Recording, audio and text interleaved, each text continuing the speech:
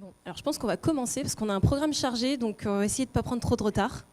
Donc bonjour à tous, je m'appelle Karen Toris, je suis chargée de communication au sein du programme ADB Solidatech, que certainement beaucoup d'entre vous connaissent ou alors que peut-être vous avez pu découvrir à l'entrée sur le stand.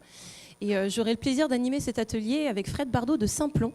Fred, est-ce que tu peux nous présenter un petit peu la structure et puis alors, en sachant que Simplon est d'ailleurs partenaire aussi d'ADB Solidatech. Je crois que j'en ai un. Oui, donc moi, ça fait 19 ans que j'accompagne des associations sur Internet, donc ça va bientôt faire 20 ans. Ça va. Et donc, dans les 3 dernières années, c'est au titre de Simplon, donc c'est d'une forme particulière d'accompagnement, puisque l'idée, c'est de mettre du digital dans l'économie sociale et solidaire et dans les ONG, et notamment de former les futurs cadres qui vont s'occuper du numérique dans vos associations, en prenant des gens qui sont éloignés de l'emploi et en leur proposant des formations gratuites pour qu'ils deviennent développeurs, webmasters, médiateurs numériques. Merci Fred. Voilà, c'était nickel. Et pour ADB Solidatech, donc c'est un programme de solidarité numérique pour les associations, mais également les fondations reconnues d'utilité publique et les bibliothèques publiques. Et donc ça ouvre toute une panoplie d'outils numériques à tarif solidaire pour répondre à vos besoins. Et également des solutions d'accompagnement à travers de la formation, d'ailleurs en partenariat avec Simplon, mais aussi des conseils, une assistance téléphonique, des ateliers comme aujourd'hui notamment.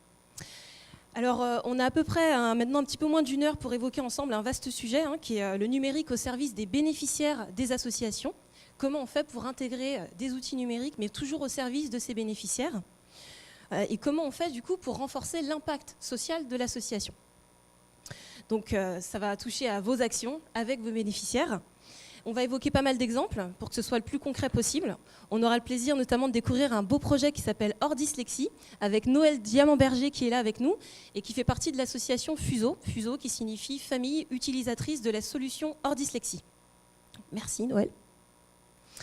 Et du coup, sans plus tarder, je vous propose de reposer un petit peu le décor sur, on va dire, les termes clés qui vont nous réunir aujourd'hui et qui vont un peu servir de fil rouge. Alors oui, super, la présentation suit. Quand on parle de bénéficiaires au sein d'une association, on pourrait se dire que ça pourrait être un terme classique qui parle à tout le monde, mais ça peut revêtir quand même des définitions un peu différentes. Le terme de bénéficiaire, il vient notamment des politiques publiques, c'est-à-dire quelqu'un qui bénéficie d'une prestation, d'un service. Mais quand on parle d'association, c'est un peu différent. Je ne sais pas si ça vous parle, mais le terme de bénéficiaire va renvoyer à une définition différente en fonction de l'activité de l'association. Une activité qui va secourir des gens, par exemple, va parler de personnes secourues, de personnes accueillies. Ou alors, quand ce sont des lieux d'accueil, ça va être des résidents. Ça va être des usagers également, si l'association fournit une prestation ou un service particulier. Là, vous voyez, effectivement, il y a différentes absorptions possibles. Mais l'adhérent aussi peut être un bénéficiaire. Et c'est intéressant de se pencher un peu sur la définition qu'a donnée France Bénévolat, parce que pour France Bénévolat, un bénéficiaire dans une association, c'est quelqu'un à qui on ne va pas seulement délivrer un service, mais qu'on va chercher aussi à engager, à impliquer, notamment pour une cause précise. Donc ça va beaucoup plus loin que le rôle, si on veut, entre guillemets, de consommateur d'un service. Et c'est vraiment important qu'on puisse resituer ça parce qu'aujourd'hui, quand on va parler de bénéficiaires, on va englober toutes ces définitions-là. C'est sûr que, par exemple, pour un club de sport, ce sera peut-être un licencié, le bénéficiaire. Mais pour une autre association caritative, ce sera une personne vraiment secourue et à qui on va apporter une aide. Donc voilà, je tenais vraiment à ce qu'on resitue ça tous ensemble. Et dis-moi Fred, moi j'aimerais bien que tu resitues un petit peu pour nous ce que c'est que le numérique utilisé par les associations. Parce que le numérique, c'est un grand terme comme ça, mais ça peut vraiment cacher beaucoup de choses. Oui, là, on ne va pas l'épuiser dans le temps qui est imparti, mais c'est vrai que le numérique, ça peut se nicher à plein d'endroits différents. C'est d'abord le mode de fonctionnement de la structure qui peut être numérique, sa base de données, donateurs, sa base adhérents, son processus d'inscription, de cotisation, son intranet, on va dire. Et puis après, ça peut être semi-interne, semi-externe. Donc, il y a les bénéficiaires, mais il n'y a pas que comme partie prenante. Il peut y avoir des autorités de régulation, des partenaires, des collectivités locales, d'autres ONG. Et à la fin, effectivement, en externe, il peut y avoir des relations avec les bénéficiaires. Elles peuvent être de toute nature. Donc le numérique, c'est pas seulement collecter des fonds ou avoir un site vitrine. Ça peut être aussi interroger ses bénéficiaires, faire des sondages en ligne, partager des informations, des documents. Donc le numérique, il va se nicher partout. C'est une couche de plus sur l'ensemble des activités de l'association. Et puis c'est aussi, parce que ça a quand même sa spécificité, des relations spéciales qui ne peuvent exister que parce que le numérique existe. Si vous avez des bénéficiaires qui sont éclatés partout dans le monde, avant c'était peut-être plus compliqué, on va dire, de les fédérer ou de les maintenir dans une communauté ou d'interagir avec eux. Et donc il y a des choses que le numérique aide à faire et qui sont des fonctions normales et régaliennes et historiques des associations et des relations avec les bénéficiaires, et d'autres qui sont permises et nouvellement permises par le numérique. Donc c'est l'interaction entre ces deux qui crée à la fois des choses intéressantes, mais aussi des besoins aussi de compétences en interne, puisqu'il faut s'approprier ces nouvelles choses-là. Et il n'y a pas que les bénéficiaires qui ont du mal à s'approprier le numérique. La fracture numérique, elle est partout. Elle est au sein même de vos conseils d'administration, elle est dans vos équipes, auprès des salariés, des bénévoles, et elle n'est pas que chez les bénéficiaires. Donc c'est ça qui est compliqué, c'est que parfois vos bénéficiaires sont plus numériques que vous. Parfois, votre conseil d'administration est moins numérique que le moins numérique d'entre vous. Donc voilà, c'est ça qui est un petit peu compliqué. Le numérique, ça reste un outil, et donc c'est sa mise en place, et donc c'est des histoires de gens quoi, et de personnes. C'est le numérique, c'est des humains. Merci Fred pour ces éclaircissements. Je vous ai mis un petit peu en dessous une étude, alors que certainement vous avez peut-être déjà vu, de Recherche et Solidarité, qui resitue un petit peu les usages numériques des associations. Elle a été menée en 2014, cette étude, alors 2013-2014. Et on peut voir globalement que c'est surtout utilisé pour communiquer, hein, que ce soit vers l'externe ou en interne. C'est un outil une diversité d'outils qui permettent aux associations à ce jour de communiquer, donc également avec leurs bénéficiaires. C'est une étude qui est assez bien faite, à l'occasion sur le site de Recherche et Solidarité. Si ça vous intéresse, n'hésitez pas à jeter un coup d'œil. Pour l'heure, je vous propose de continuer avec Noël Diamant-Berger, puisque le projet Hors Dyslexie, c'est quand même un bel exemple de projet qui intègre le numérique au service des bénéficiaires de l'association. Je vous propose de découvrir ces bénéficiaires d'ailleurs en vidéo.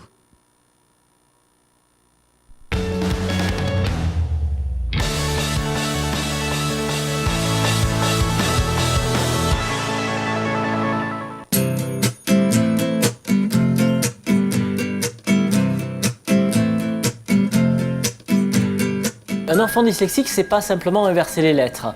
C'est une difficulté à automatiser le langage. Le langage dans le sens large, c'est-à-dire la lecture, l'écriture et l'organisation. Donc cette difficulté va engendrer que l'attention de l'enfant va être occupée sur le langage et non sur la tâche d'apprentissage. C'est 200 000 enfants dans le système scolaire français qui ont des troubles caractéristiques. Leur dyslexie, c'est une aide qui va permettre à l'enfant d'effectuer toutes les tâches scolaires. Dans le cartable, l'enfant a son ordinateur qui contient tous ses cours, sa trousse, les manuels et les classeurs. Il nous fallait un outil pour aider l'enfant à accomplir toutes ces tâches. OneNote, c'est le centre du système. C'est très simple, c'est très accessible et c'est très puissant. Très puissant parce que dans OneNote, Microsoft a intégré une reconnaissance de caractère, a intégré des correcteurs multilangues, a intégré le stylet, a intégré les logiciels. Tout ce dont l'enfant a besoin. Donc les cartes de géographie qu'on peut colorier, la SVT, on peut faire les schémas, éventuellement de l'audio ou un programme GeoGebra qu'on utilise pour les mathématiques. On intègre GeoGebra dans le logiciel. OneNote il est super simple, par exemple tout. Voilà, donc c'était un extrait de la vidéo. Et du coup, je vous propose d'aller un petit peu plus loin déjà avec Noël. On l'a bien vu là dans cette vidéo que les bénéficiaires principaux, ce sont des enfants différents qui peuvent rencontrer des difficultés liées à des troubles de l'apprentissage. Et comment en fait le numérique est intégré dans ce projet pour pouvoir aider ces enfants concrètement? Alors je voudrais d'abord préciser qu'effectivement, nous, c'est l'objet de notre association qui est la promotion d'un objet numérique. On ne se sert pas du numérique pour notre fonctionnement. Mais c'est l'objet même de notre association. Et effectivement, notre objectif est de mettre dans les mains des enfants qui sont aujourd'hui en difficulté scolaire, en souffrance scolaire, parce qu'ils ont un fonctionnement cérébral qui est différent des autres. On peut parler de dyslexie, de dyspraxie. Notre solution concerne aussi les enfants à haut potentiel, concerne aussi les enfants qui sont concernés par le syndrome d'Asperger. Et donc, ces enfants, ils sont confrontés à l'école à un problème de timing, c'est-à-dire qu'ils ont des problèmes de motricité fine qui rend pour eux la prise de notes difficile, voire impossible. Et ce n'est pas simplement une question de lenteur, c'est une question de ce qu'on appelle la double tâche. Il faut bien comprendre qu'il y a des gens qui prennent des notes, peut-être dans cette salle maintenant, leur cerveau fait deux choses en même temps. Écouter ce que je dis, et trouver les mots et taper les mots sur l'ordinateur. Ce sont deux tâches différentes. Il y en a une qui est haute, comprendre le sens de ce que je dis, c'est quand même l'essentiel, Et puis il y en a une qui est qualifiée de basse, qui est le geste moteur de taper, de retranscrire sur du papier. Et les enfants qui sont concernés par tous ces problèmes de dyslexie, dysorthographie, dyspraxie, ils ont une difficulté à réaliser ces deux tâches en même temps, ce qu'on leur demande continuellement à longueur de journée, inlassablement et désespérément. Et ces enfants sont dans des souffrances extrêmes de frustration, de lenteur et de frustration parce qu'ils n'arrivent pas à produire. Ils comprennent très bien, mais ils n'arrivent pas à produire. Donc le numérique va finalement supprimer l'une des deux tâches parce que appuyer sur un bouton qui est la lettre A est un geste moteur qui est basique par rapport au fait d'aller chercher dans son cerveau que dans le mot qu'il faut que j'écrive, il y a un A et comment ça se dessine le A et il faut que je dessine le A. Voilà. Donc l'outil numérique permet de supprimer l'une des deux tâches et de rendre l'enfant disponible au sens de ce qui est dit au moment où c'est dit. Voilà. Alors après, il y avait une problématique, c'est que vous entendez parfois des enfants vous entendez des cas d'enfants qui vont à l'école avec un ordinateur. La solution en dyslexie, elle a une particularité, c'est que l'enfant peut tout faire avec son ordinateur. C'était ça la problématique, qu'il n'est pas à gérer deux univers différents, le papier et le numérique. Et tout l'enjeu de la solution en dyslexie, ça a été finalement de numériser tout ce qui est réel dans le quotidien d'un élève du CM2 jusqu'à Bac+10. D'accord, très bien, merci Noël. Du coup, ça me fait penser que le numérique peut s'intégrer à différents niveaux de relations avec les bénéficiaires. C'est ce qu'on a essayé de matérialiser avec un petit schéma. Vous me direz si ça vous parle ou pas. Mais il y a comme ça plusieurs phases de relations avec les bénéficiaires. Il y en a une où c'est la prise de contact. Ça veut dire c'est le moment où un internaute ou une personne va prendre contact avec votre association, va peut-être découvrir son site internet, va vous trouver sur les réseaux sociaux. Il y aura du coup ce premier pas. Puis il y aura une dimension de dialogue, vous allez échanger ensemble, vous allez prendre connaissance de leurs besoins, vous allez essayer de répondre à leurs demandes à travers les actions de votre association. Et par la suite, du coup, pour aller un peu plus loin, vous voudrez peut-être essayer de les impliquer dans des projets, dans les actions de votre association. Et là, ce sera la dimension mobilisation. Donc, il faudra peut-être utiliser des outils pour les convoquer, pour communiquer avec eux, pour partager aussi des informations. Et le numérique peut aussi intervenir là-dedans, notamment de plus en plus avec des documents partagés. Puis il y a une dimension collaborateur entre acteurs, parce que quand on veut répondre de mieux en mieux et accompagner au maximum ses bénéficiaires, on va peut-être essayer de mettre dans la boucle toute une diversité d'acteurs qui gravitent autour des bénéficiaires. Donc je prends un exemple tout bête, mais si c'est une association qui travaille avec les enfants, peut-être qu'elle voudra contacter des écoles du quartier pour mettre en place des projets concrets. Et du coup, il va y avoir une série d'outils numériques qui vont peut-être rentrer dans cette phase-là pour pouvoir prendre des photos, des vidéos de rencontres, d'événements. Et ensuite, ça sortira peut-être sur les réseaux sociaux. Et enfin, il y aura la dimension suivie du bénéficiaire, parce que quand vous avez des personnes que vous suivez, l'idée, c'est aussi de pouvoir resituer rapidement qui ils sont, quel est leur parcours au sein de l'association. Et là, peut-être qu'il y aura un logiciel spécifique qui permettra de suivre ce parcours au sein de l'association. Donc ça, c'est un échange qu'on a matérialisé avec des associations, qu'on a matérialisé sous ce schéma. Ouais. Non, mais là, on est au cœur du problème, je trouve, parce qu'on voit bien qu'il n'y a pas de frontière entre les usages internes et externes.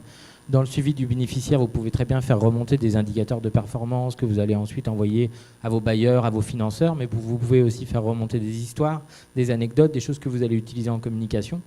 Et le point 4 aussi, ce que je trouvais intéressant dans ce que tu disais, Karen, c'est que la collaboration entre acteurs, c'est aussi ça le numérique. C'est-à-dire que si on continue tous à s'envoyer des pièces jointes et à pas être sur des documents partagés, ça va être compliqué en fait de se mettre dans la culture numérique, parce que cette culture numérique, c'est une culture de l'horizontalité et du partage, ça a été dit en plénière. Donc c'est vrai que le diable est dans les détails, et si on continue à s'envoyer des documents en pièces jointes et qu'on commence à les versionner, c'est la V1, la V2, la V3, c'est-à-dire qu'en fait on bosse les uns après les autres de manière séquentielle, mais à aucun moment on travaille sur un document partagé à plusieurs en même temps. Et parfois, quand on envoie un lien vers un document partagé, on a souvent des réactions, même au plus haut niveau de l'État, en disant « Ouh là là, mais ça va être filtré par notre intranet » ou qu'est-ce qui va se passer quand on va écrire tous en même temps sur le même document ? En fait, on va écrire tous en même temps sur le même document. Et on va pouvoir chatter sur le document. Et on va pouvoir regarder ce que la personne écrit, ce qu'elle enlève, et on va pouvoir faire ça en temps réel. Et ça a l'air de rien, mais c'est pas juste une histoire d'outils, c'est aussi une autre manière de travailler, quoi. Et d'autres liens aussi. Tout à fait. Et alors, je vous propose de découvrir un rapide petit exemple. C'est le CPIE du Val d'Authie. Donc, ça se passe dans le Nord-Pas-de-Calais. C'est un centre permanent d'initiative pour l'environnement.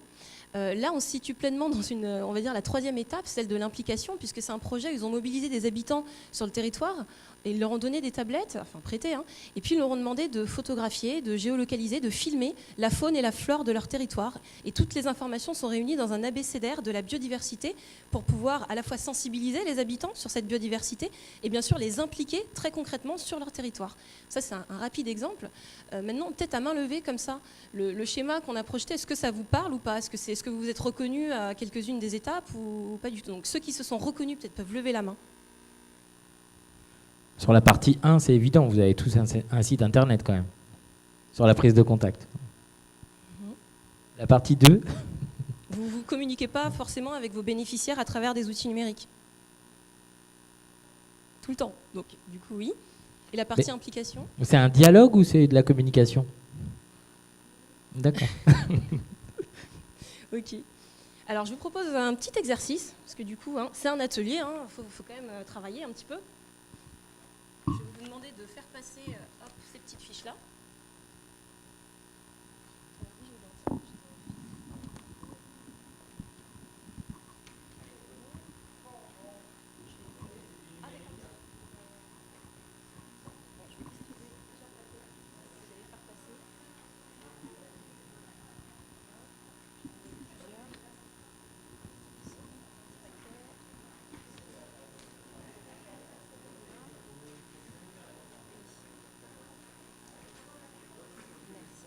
Qui n'en a pas eu?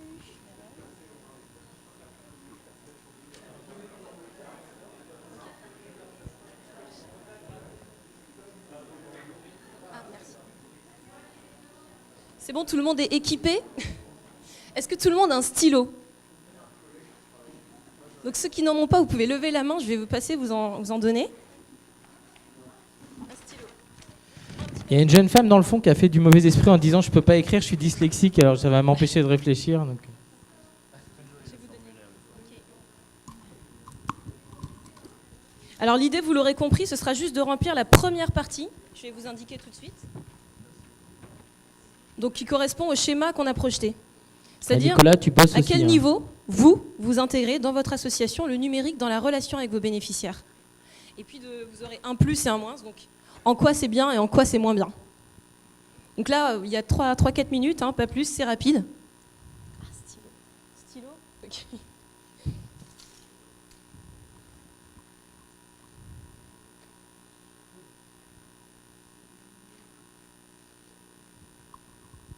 C'est quoi tes bénéficiaires, Nicolas, toi?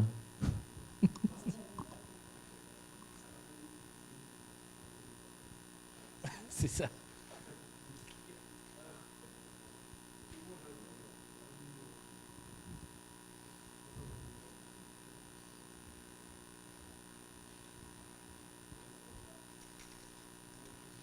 Quand on dit à quel niveau, hein, c'est donner des exemples d'intégration du numérique, c'est pas... Oui, c'est des exemples concrets. Hein. Vous n'êtes pas obligé de tout raconter. Vous avez vu qu'il n'y a pas beaucoup de place. Hein. Non, mais Mais est-ce juste qu'on donner reprend la quelques exemples. Est-ce qu'on reprend la typologie d'ici, par exemple? Non. Là, c'est simplement pour vous aider à D'accord. resituer un petit peu par rapport à ce que nous, on a dit avant.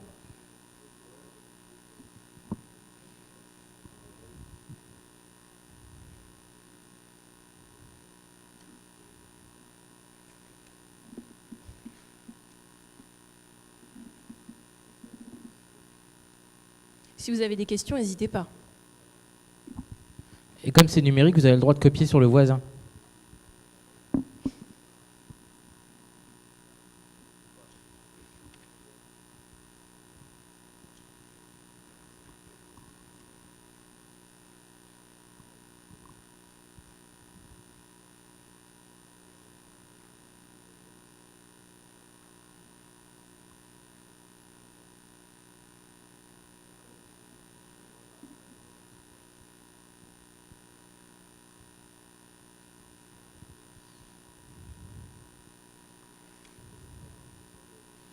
Et le pouce rouge vers le bas, c'est les freins, les écueils, enfin c'est tout ce qui...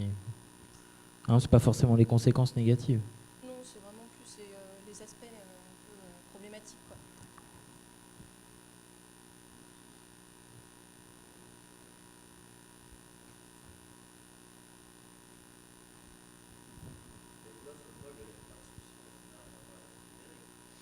vous êtes dans la Vous deuxième avez sauté une phase. étape, monsieur. Ah non, mais là, c'est tout à l'heure, ça. Là, il faut juste remplir la première partie. Hein, Vous allez trop vite. Jusqu'au pouce, là, c'est tout. Voilà, les points positifs, les points négatifs. Parce que du coup, la deuxième partie sera expliquée après. Oui.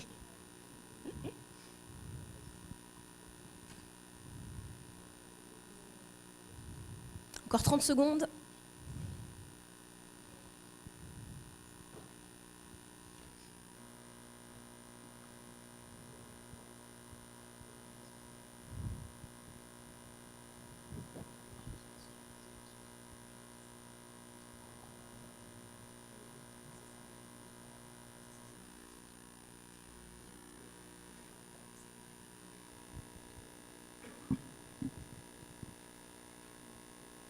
Alors, on reprend, si vous êtes d'accord. Alors du coup, Fred, est-ce que toi, tu pourrais un peu nous dire, selon ton expérience associative et puis également les actions que tu mènes avec Simplon, quelles sont selon toi en fait les plus-values du numérique au service des bénéficiaires et les freins aussi? Je crois que la plus-value la plus fondamentale du numérique, c'est quand il vient répondre à un vrai besoin. C'est hyper bête ce que je vais dire, mais si on n'a pas caractérisé précisément le besoin, les Américains disent pain, c'est-à-dire le truc est douloureux, le truc qui ne va pas. Si on n'a pas un vrai besoin et une vraie légitimité ou une vraie envie de résoudre un problème et que le numérique y apporte une vraie solution, tout ce que vous pourrez faire, de toute façon, ça se passera mal parce que les gens ils vont pas adhérer au truc, ils vont pas avoir l'intérêt. Vous allez être obligé de former des gens à utiliser du numérique alors qu'ils voient pas l'intérêt. Donc ça, c'est très compliqué. Donc il faut trouver quelque chose de très douloureux et de très embêtant ou quoi, une grosse valeur ajoutée pour le bénéficiaire. Et il faut que le numérique y réponde parfaitement. Donc s'il y a un des deux trucs de l'équation qui ne va pas, en fait, on va dans le mur parce que vous pouvez très bien avoir un vrai problème et y mettre le numérique comme un espèce d'alibi. Tiens, on va faire ça avec du numérique, ce sera forcément plus facile, ou ça coûtera moins cher, ou ça ira plus vite, ou... ce qui n'est pas du tout évident. Hein. Rien n'est évident dans le fait de dire que c'est le numérique qui résout tout plus vite. Il y a des penseurs américains qu'on aime bien ici dans ces locaux qui disent que pour sauver le monde, cliquez ici, ou qui parlent de solutionnisme technologique. À partir du moment où c'est numérique, c'est bon, ça va bien se passer. Rien n'est vraiment plus pas évident que ça. Donc la vraie plus-value, c'est de trouver un vrai problème et d'y apporter une vraie réponse par le numérique. Oui, je voudrais ajouter que dans le cadre de notre activité, par exemple, où le numérique est une réelle solution pour les enfants, notre principal ennemi, c'est le fatalisme des parents ou du corps enseignant, parce que finalement, l'échec scolaire, le décrochage scolaire, c'est vécu ici comme une fatalité. Il est tout à fait normal que dans une classe, il y ait 3 ou 4 ou 5 enfants qui ne suivent pas.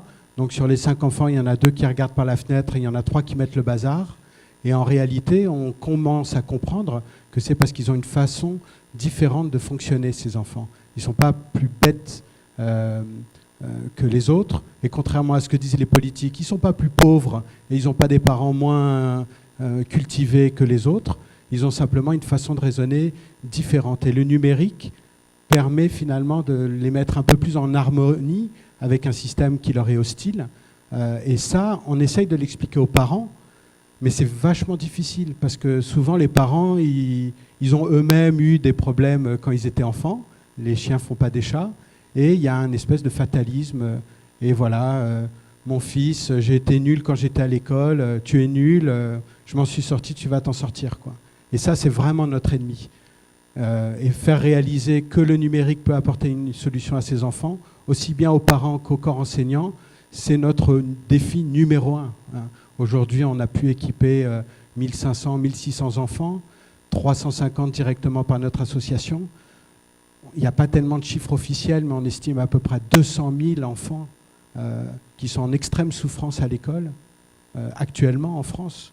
150 000 qui sortent du système scolaire sans diplôme, sans connaissance, en étant complètement détruits dans l'estime qu'ils ont d'eux-mêmes, alors qu'effectivement, pour le coup, le numérique pourrait être pour eux une porte de sortie de ce système en étant un peu moins détruit. À la force de l'exemple, hein, rien à rajouter.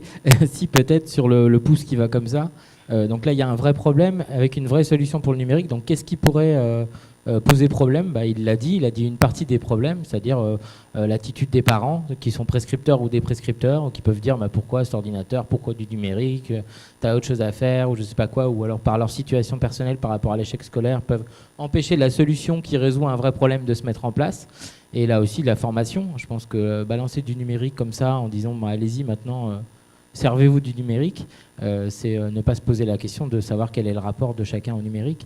Et s'il y a bien un truc qui est caractéristique du numérique, c'est que les gens l'appréhendent par rapport à leur propre pratique.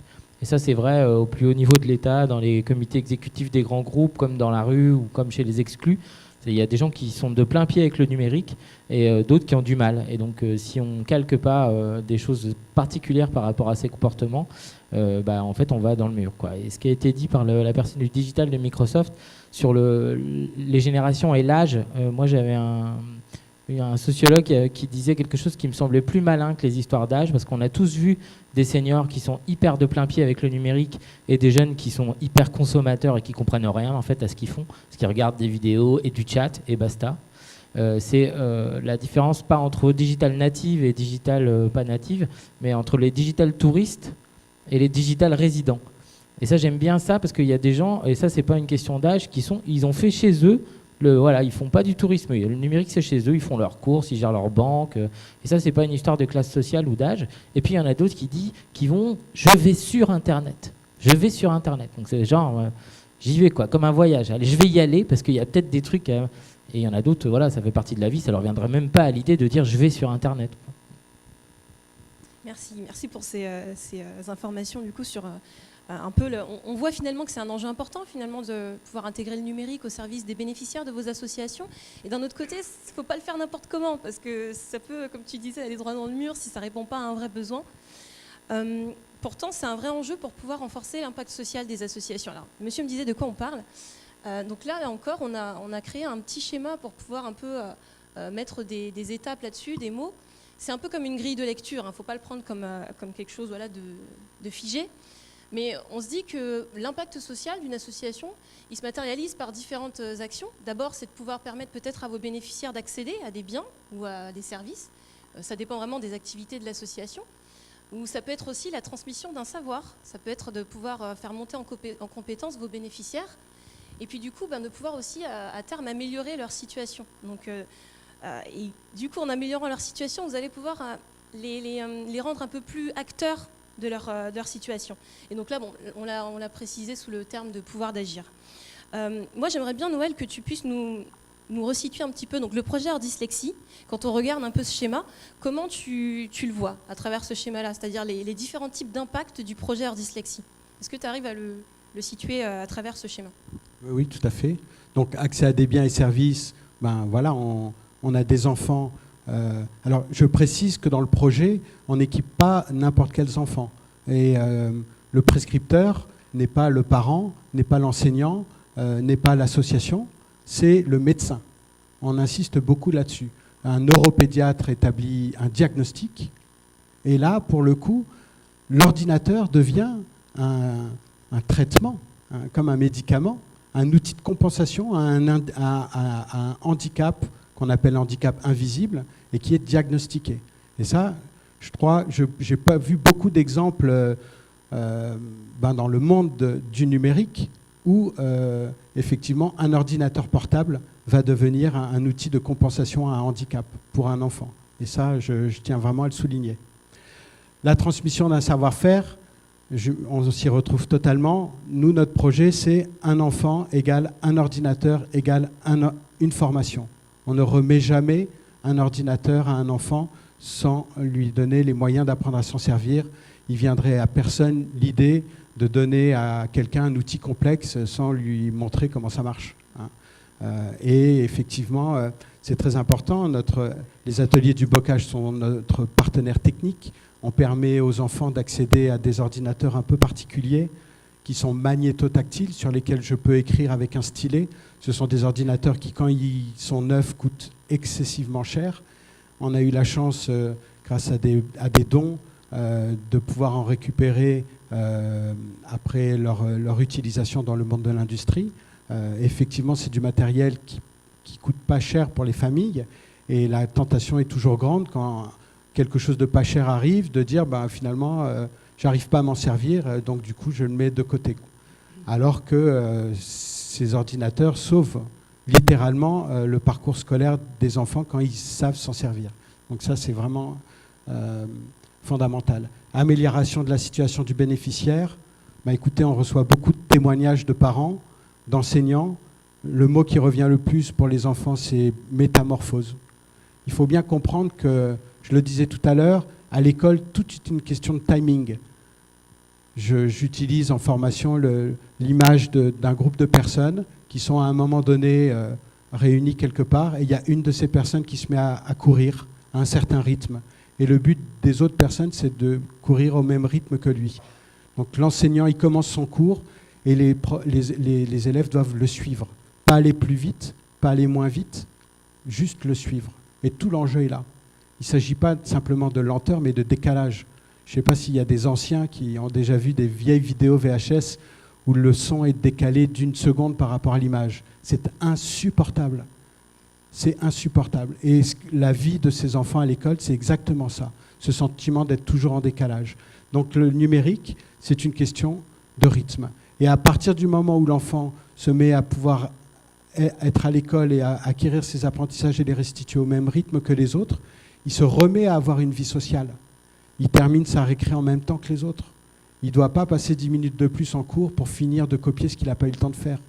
Le week-end, il n'a pas plus de devoirs que les autres. Et en semaine, au lieu de passer 2 heures à faire ses devoirs dans l'écrit, il met 5 minutes comme ses camarades. Donc l'outil numérique ouvre ces enfants et leur permet de retrouver, ou pour certains, de découvrir une vie sociale avec leurs camarades qu'ils n'ont jamais eue. Donc vraiment, on s'y retrouve à 200% dans cette pyramide. Puis tu me disais aussi la dernière fois qu'il y a, dans cette dimension pouvoir d'agir, au final, l'enfant redevient autonome. Et en plus de ça, il parraine d'autres enfants. Oui, tout à fait. Il transmet son savoir à d'autres enfants. Donc on organise des ateliers. Et effectivement, les enfants étant 150 fois plus doués que nous, en quelques heures, ils arrivent à maîtriser quelque chose de très complexe. Et on organise des ateliers régulièrement. Et c'est vrai que les grands venaient tout le temps. Et ils n'avaient plus rien à apprendre. Il y a aussi le plaisir de se retrouver entre personnes qui ont les mêmes problématiques, parce que ce sont des enfants dans leurs établissements qui se sentent très isolés, très différents. Je tiens à... Enfin, on a parlé tout à l'heure de la journée sur le harcèlement scolaire. Les enfants qui sont harcelés, ce sont eux. Ce sont les enfants différents. Ce sont les enfants qui... les hauts potentiels, je ne sais pas si certains d'entre vous connaissent la problématique des enfants à haut potentiel. Les enfants 10, les enfants qui sont stigmatisés, qui sont toujours un peu en décalage vis-à-vis des autres, ce sont eux les victimes de harcèlement scolaire. Donc, je ne sais plus quelle était ta question, pardon. C'était pas une question, je complétais par rapport à ce que oui, tu le disais. parrainage. Donc le fait de regrouper ces enfants entre eux, ça leur fait un bien extraordinaire, parce qu'ils ont un peu moins le sentiment d'être des monstres ou d'être des anomalies.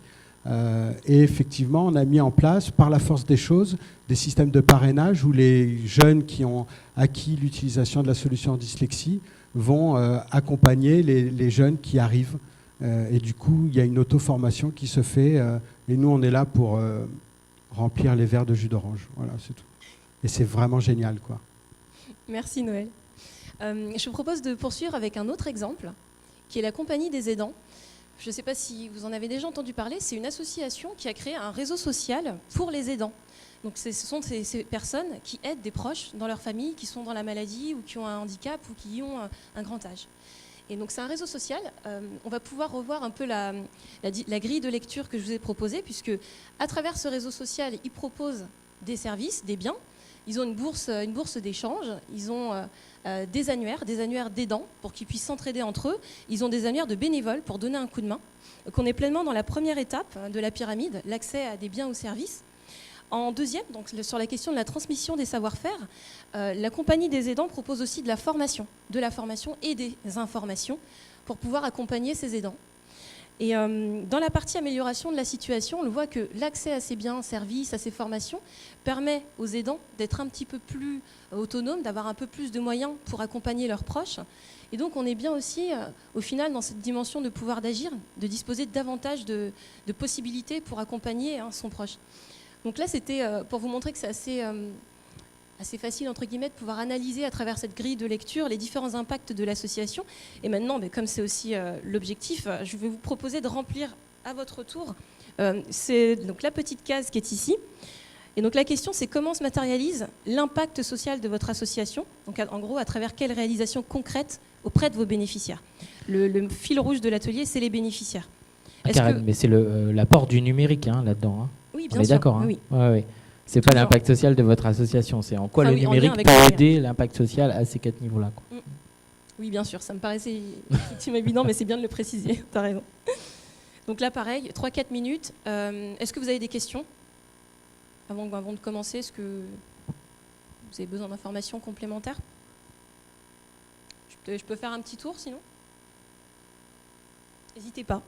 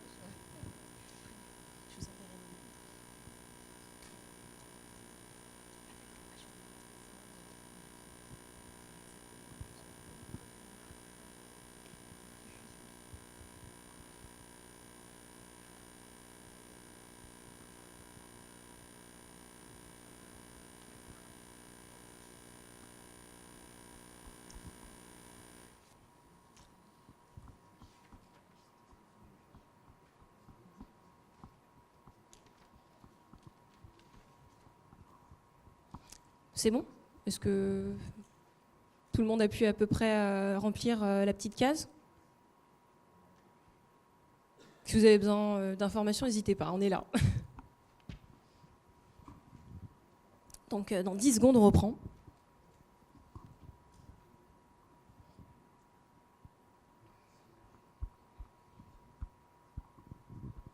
Ok, je vous propose de continuer.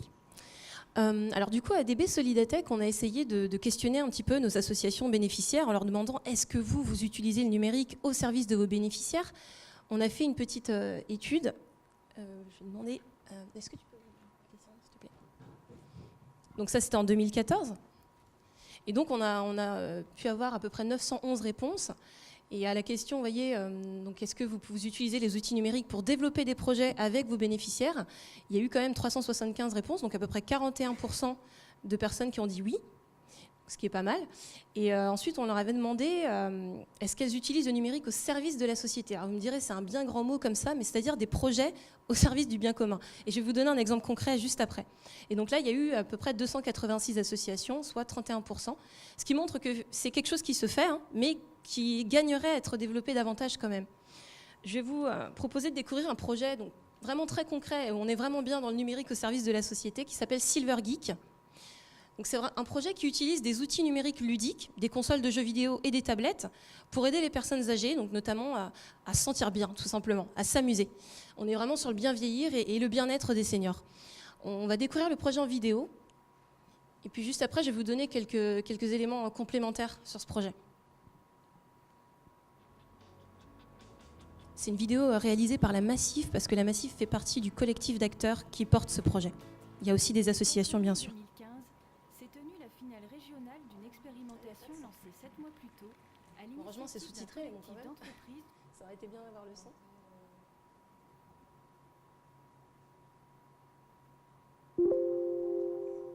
Poitou-Charentes. Ça se passe en Poitou-Charentes.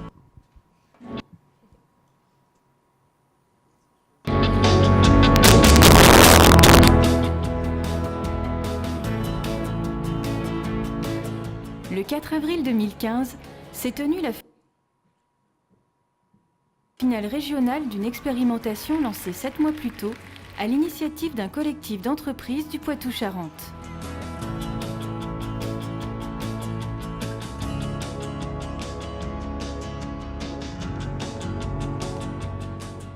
L'EHPAD a été équipé de WIB dès l'ouverture de l'établissement pour permettre aux résidents d'accueillir leurs petits-enfants, arrière-petits-enfants et leur donner envie de venir sur l'établissement en fait.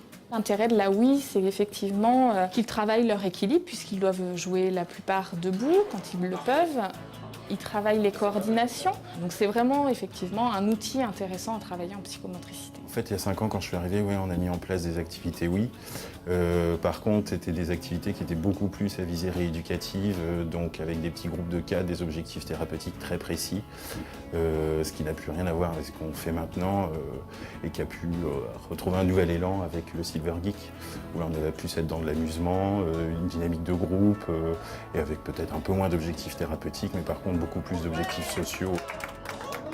La Fondation Massif agit principalement sur l'innovation sociale. Elle accompagne, elle essaime des projets comme la mobilité, l'habitat, la santé, le lien social et la finance solidaire. La Fondation Massif a financé l'intervention de 72 jeunes d'unicité sur 17 EHPAD. Le rôle d'unicité par rapport au projet, ça permet d'avoir des relations intergénérationnelles entre les jeunes et les résidents. Au début, j'avais un petit peu de mal de travailler avec les personnes âgées parce que bon, moi je veux travailler dans l'animation mais avec les jeunes. Finalement, maintenant, je suis vraiment attaché avec eux. Enfin, si jamais ils m'engageaient ici l'année prochaine, bah voilà, je serais content. Ah, il en reste une. Vraiment la faute de passion. Avant tout, ce qu'on souhaitait, c'est qu'ils aient plaisir à venir jouer. Ensuite, effectivement, la compétition était là et ça leur a donné un petit boost. Oh là là, j'ai rajeuni au moins de 10 ans. En fait, samedi, on a fait une compétition et du coup, votre maman était qualifiée pour les finales. Très bien ça. Ça fait plaisir. Et elle a gagné une coupe. Quand on a adhéré à ce projet, nous avons été équipés d'une Xbox, un vidéoprojecteur, une Wii, 5 tablettes. Ça change un peu la vie. Voilà, donc ça en fait, c'est vraiment un bel exemple. Quand je vous disais le numérique au service de la société, c'est vrai que ça paraît être un grand mot, mais c'est pas plus que ça en fait. C'est juste répondre à un besoin de personnes qui font tout simplement partie de notre société. Et c'est d'autant plus le cas avec Silver Geek, parce que c'est un projet auquel on participe aussi avec ADB Solidatech. C'est d'autant plus le cas que c'est né d'un collectif d'entreprises et d'associations qui a en fait mené un espèce de diagnostic territorial. Et il y a eu 3 thèmes qui sont ressortis en Poitou-Charentes comme des enjeux importants, qui étaient le bien vieillir, l'accès au numérique et l'insertion des jeunes. Et puis il y a eu des groupes de travail, et notamment 2 groupes qui ont fusionné pour créer le projet Silver Geek. Donc on est vraiment parti du besoin du territoire. Alors, et par la suite, du coup, on voulait vraiment créer un projet très concret. C'est pourquoi Silver Geek. Donc il y a eu 72 volontaires en service civique qui ont mené des animations dans des structures d'accueil de personnes âgées. À ce jour, on a comptabilisé, il y a eu à peu près 516 seniors qui ont participé aux animations, que ce soit en tant que joueurs ou en tant que spectateurs. J'insiste sur le terme spectateur parce qu'il y avait des personnes qui ne voulaient pas forcément jouer, mais qui adoraient regarder et encourager leurs camarades. Et ça, là, ce qu'on a pu évaluer, puisqu'on a fait une évaluation de ce projet avec des questionnaires, des entretiens, c'est vraiment la dimension bien-être. C'est le fait que voilà, quand on parlait d'impact social, là aussi, c'est pas plus que ça. C'est des gens qui nous disent ça me fait plaisir, je me sens bien. Ça m'apporte beaucoup d'être là avec des jeunes, de reprendre confiance en moi parce que tout d'un coup, je me rends compte qu'à 90 ans, je peux encore apprendre des choses et je me sens dans l'air du temps parce que je peux correspondre avec mon petit-fils qui est à l'étranger ou apprendre à faire une recherche sur Internet, tout simplement. Ce qui est intéressant aussi, c'est de voir que ça modifie un peu les pratiques au sein même des structures. On a des personnels qui nous ont dit, nous maintenant, les animations qu'on faisait avant sans numérique, du chant, des revues de presse, des ateliers mémoire, elles le font maintenant avec le numérique. Il y a aussi un exemple qui est très intéressant d'une structure qui nous disait, on a lancé un concours, on a demandé aux gens de sélectionner des recettes pour décembre. On leur a demandé de sélectionner des recettes et puis ils ont envoyé par mail les différentes recettes et il y a eu des travaux en groupe pour sélectionner les meilleures. Donc là encore, c'est un bel exemple de comment on intègre en fait facilement le numérique dans des projets, comme ça, en lien avec les associations, puisque Unicité, vous l'avez vu, est quand même pilier dans ce projet-là. Je ne vais pas en dire beaucoup plus là-dessus, parce que l'objectif, c'est quand même qu'on puisse échanger en petits groupes. Il ne nous reste pas beaucoup de temps, mais je pense qu'on aura quand même le temps de le faire. Ce que vous avez pu rédiger là-dessus, c'était tout simplement des petits exercices préparatoires pour pouvoir échanger en groupe. Donc là, on va dire, on avait prévu 10 minutes, on va essayer de les tenir. Je vais vous proposer peut-être de vous rassembler. Enfin, là, ça peut faire un groupe, par exemple. Vous pouvez faire un petit groupe ici, on va dire 5-6 personnes. Et puis, alors attendez, je vais sortir un peu, je vais vous expliquer tout ça. On va vous demander en fait de réfléchir en groupe à une question, ma foi, assez simple, qui est en pratique, demain, comment je renforce l'impact social de mon association avec le numérique. Donc en gros, comment j'intègre le numérique dans mes actions au service de mes bénéficiaires pour améliorer leur situation. Et on va vous demander de pouvoir, pour chaque groupe, choisir 3 actions top. Les actions top, c'est en gros ce qu'il faut faire pour pouvoir répondre à cette question. Et 3 actions stop, c'est ce qu'il ne faut surtout pas faire. Est-ce que ça vous parle ? Si vous avez des questions, n'hésitez pas, on peut en reparler tout de suite pour que ce soit bien clair. Donc peut-être je répète. L'idée, c'est de répondre en petits groupes à la question en pratique demain. Comment je renforce l'impact social de mon association avec le numérique ? Et donc l'idée, c'est d'avoir pour chaque groupe 3 actions top à faire et 3 actions stop à surtout éviter. Et bien sûr, vous pouvez vous inspirer de ce que vous avez noté sur vos petites fiches.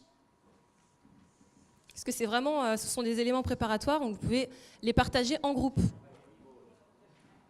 Et on fera ensuite une petite restitution. On va tout noter sur ce mur numérique et je vous enverrai le lien pour que vous puissiez retrouver toutes ces informations.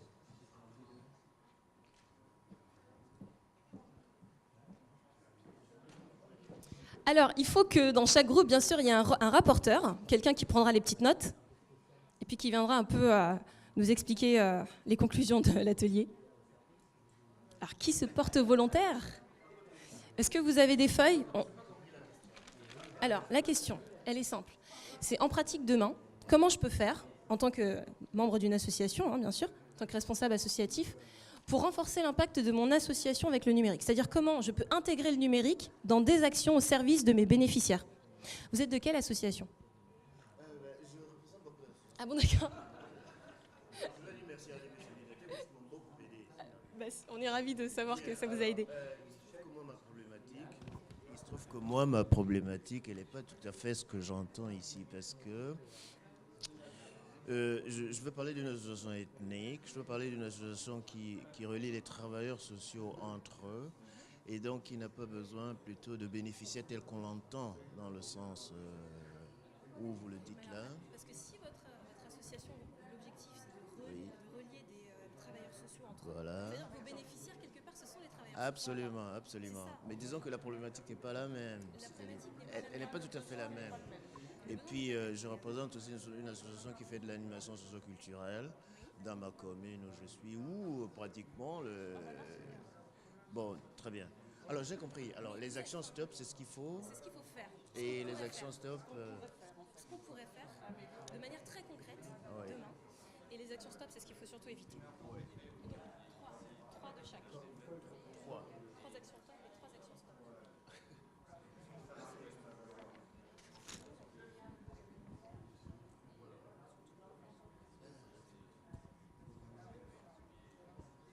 C'est bon, vous avez un rapporteur ? Est-ce que vous avez besoin de feuilles blanches, peut-être pour prendre des notes ou c'est bon ? Non, une seule suffira. Très bien. Oui, on n'a pas beaucoup de temps, il faut aller à l'essentiel. Très bien.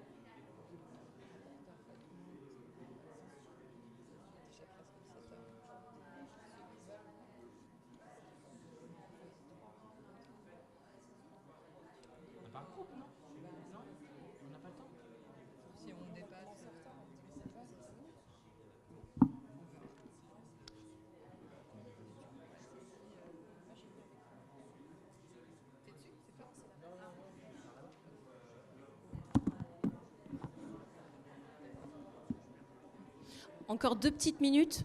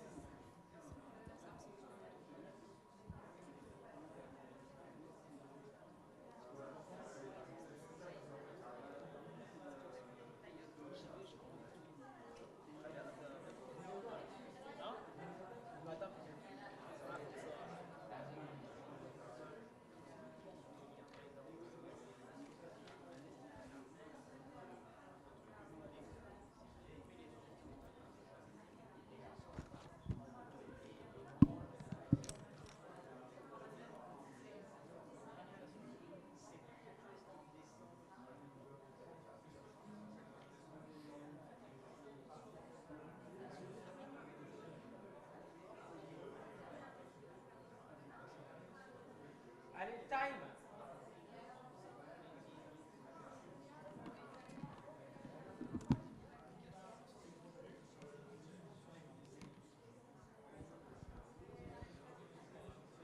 On ramasse les copies. C'est fini.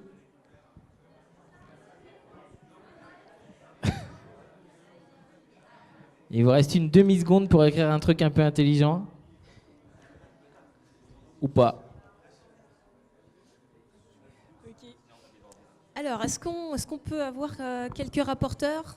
Qui est prêt? Une personne par groupe. Oui, juste le rapporteur.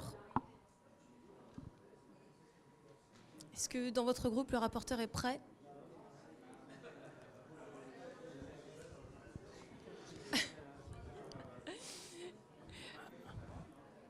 Est-ce que de votre côté, c'est bon? Mais vous avez les 3 actions top, c'est ça? C'est vrai? C'est pas grave. Possible, ça? Allez, envoyez vos flops, vos tops. Envoie.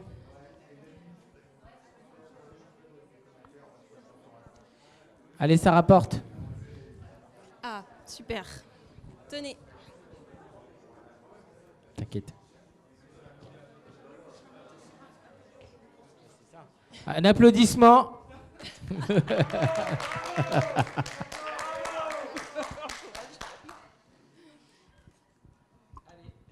Bon, écoutez, notre groupe a eu un peu de difficulté parce que nos questions étaient surtout sur la question de la mobilisation des bénéficiaires.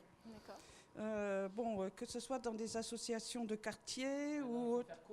Bon, alors, mobilisation. Alors, les SMS, utiliser peut-être des SMS et surtout essayer de faire une communication plus horizontale que verticale. C'est-à-dire que plutôt partir du cadre institutionnel ou du bureau, enfin faire de l'information, mais essayer de mettre les utilisateurs, l'outil, dans les mains des utilisateurs. C'est magnifique, merci beaucoup. Voilà. Suivant. N'ayez pas peur, comme dirait ADB. Ah, pardon. Non, c'est le même groupe. Il y a un groupe ici? Allez, allez-y. Je vais de l'autre côté. C'est bon, on en a un là. Qui se dévoue. Voilà, qui fait de l'acrobatie en plus.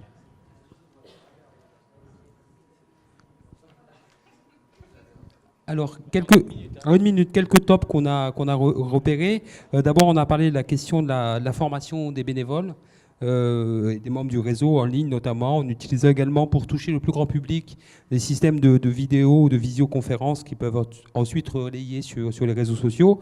On a également insisté sur la question des questionnaires en ligne qui permettent par exemple directement à l'usager ou au bénéficiaire, peu importe le terme, on a vu tout à l'heure qu'il y en avait différents, qui permettent ensuite des traitements de données plus faciles et du coup d'améliorer le service pour le bénéficiaire. Également l'évaluation de la qualité du service qu'on fait, parce qu'on est un service de bénéficiaire, donc c'est important aussi de pouvoir évaluer la qualité de ce qui est rendu. On a également évoqué la nécessité de favoriser les échanges horizontaux entre professionnels notamment, à travers par exemple aussi des plateformes collaboratives. Et peut-être deux flops. D'abord importance, alors pas vraiment des flops, mais ce qui peut ne pas faire fonctionner, c'est si on n'a pas de pilotage national, de vision partagée, d'acculturation. Ça, c'est quand même important, et de ne pas partir peut-être dans tous les sens. Et puis la nécessité, si on développe des communautés, si on met en réseau les bénéficiaires ou les usagers ou les bénévoles, d'animer ces communautés. Magnifique, bravo, quel talent. Suivant. Allez. Quelque part, allô? Alors, allez, n'ayez pas peur. Dans les tops, on a pensé à quelque chose qui a déjà été dit, à savoir la formation des bénévoles, des acteurs, qui sont en même temps les bénéficiaires aussi, bien sûr, comme on l'a dit tout à l'heure. Alors, la formation à des outils numériques, parce qu'il faut quand même former, il faut les former aussi pour qu'elles puissent, à leur tour, pouvoir communiquer sur leurs actions, c'est normal. Et puis, on a pensé aussi au webinaire, la formation en ligne. Donc, dans les stops, c'est parce qu'il y a des freins au niveau du niveau en informatique, justement, ou du niveau informatique, tout simplement, des outils parmi les personnes. Donc, il y a une difficulté aussi à convaincre certaines personnes de l'utilité d'utiliser du numérique parce qu'elles utilisent des moyens traditionnels. Et l'action Voilà. stop, c'est quoi alors? Qu'est-ce qu'il ne faut pas faire? Déployer sans former, c'est ça? Voilà, en principe, il faut déjà passer par l'information. Ok. Merci. Oui, juste rapidement, nous, on est aussi beaucoup partis sur d'arrêter d'être dans le descendant. Et donc ça, c'est vraiment une action stop. Et aussi d'arrêter d'essayer de faire des plateformes communes avec pourtant des objectifs qui sont aussi différents selon les bénéficiaires. Donc si on fait une plateforme commune, c'est pour avoir des objectifs communs. Sur les actions top, on aimait bien toutes les actions qui permettaient finalement aux bénéficiaires d'être partie prenante aussi de la réalisation. Et le fait aussi de tout ce qui était toutes les actions qui permettaient de mutualiser les outils, etc. Par contre, sur un constat qu'on a fait, c'est que finalement dans nos associations, il y avait quand même un manque d'informations sur tous les outils qui existaient déjà.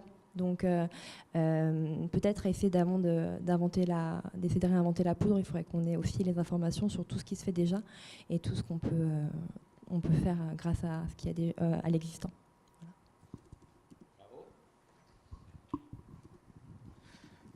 Alors pour nous étions des associations un peu en marge, puisque effectivement moi j'étais ici pour la fracture numérique en interne. Donc en tout cas nous avons parlé des outils relais à destination des bénéficiaires pour qu'ils puissent être le relais auprès d'autres personnes en leur créant un pack, par exemple, de fiches techniques, d'affiches, de vidéos, qui puissent être le relais direct des bénéficiaires qui nous contactent directement. Tout simplement. Très bien. Magnifique. Suivant. C'est fini? Tout le monde a restitué? Non, vous avez restitué? Tout le monde est passé? Tous les groupes sont passés? Tout le monde est passé? Ah oui, d'accord, c'était super efficace. Bon. Alizé, rien à ajouter? Et vous avez restitué, vous? Ouais, c'est ça, ouais. Non, elle n'avait pas restitué. Elle. Non, sûr, il n'y a rien à ajouter?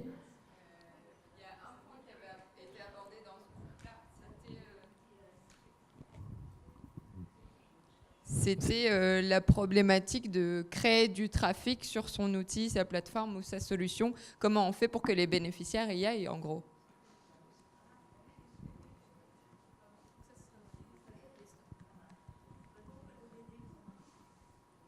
Des cours de référencement. Et puis aussi que derrière chaque outil, il y a des ressources humaines, il y a de l'administration. Donc un outil, le numérique, c'est dématérialisé, mais ça ne fonctionne pas tout seul, malheureusement. Voilà. Ouais, ça c'est bien ça. Enfin, tout est bien, hein, mais...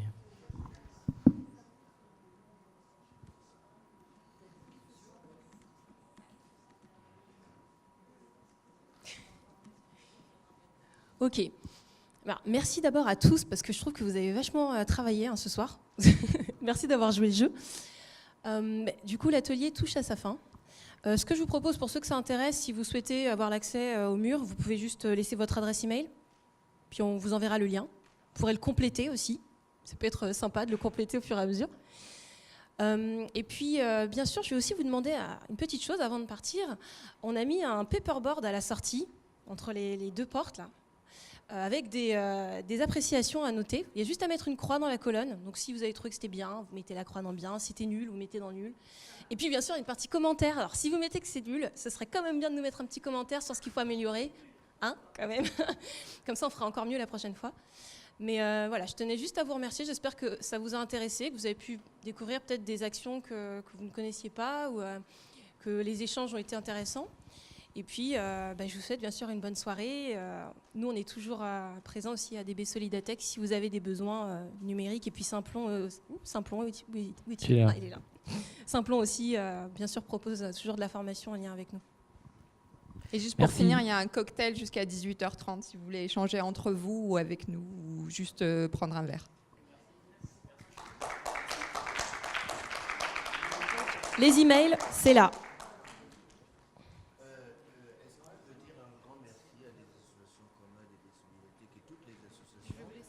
Voilà, alors je voudrais en profiter pour dire un grand merci à tout ce que vous faites comme travail, à la fois pour nous aider, pour que nous puissions aider les autres.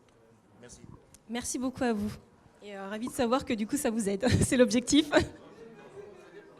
Voilà, c'est ça, c'est exactement l'objectif.